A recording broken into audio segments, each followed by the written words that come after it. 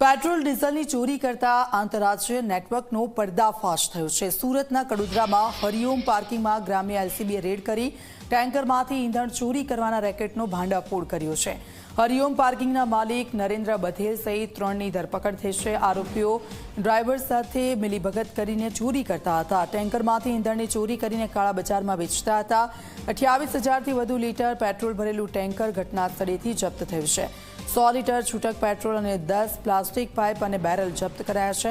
Mobile phone અને રોકડ મળી કુલ 33 લાખથી વધુનો મુદ્દામાલ કબજે કર્યો છે। મુખ્ય આરોપી નરેન્દ્ર બધેલ લિંબાયત વિસ્તારનો રહેવાસી છે અને મુખ્ય સૂત્રધારના સાગરીત મનોજ મોતીલાલ મૂળ બાંસવાડાનો વતની છે।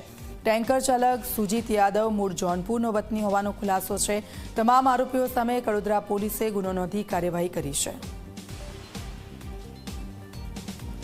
નરેન્દ્ર બધેલ, મુખ્ય સૂત્રધાર મનોજ સેવક, એમના સાગરીત અને સુજીત કુમાર ટેન્કરના ચાલક નાઓને સ્થળ પરથી પકડી પાડેલ અને તેઓના વિરુદ્ધ કાયદેસર કાર્યવાહી કરવામાં આવેલ છે।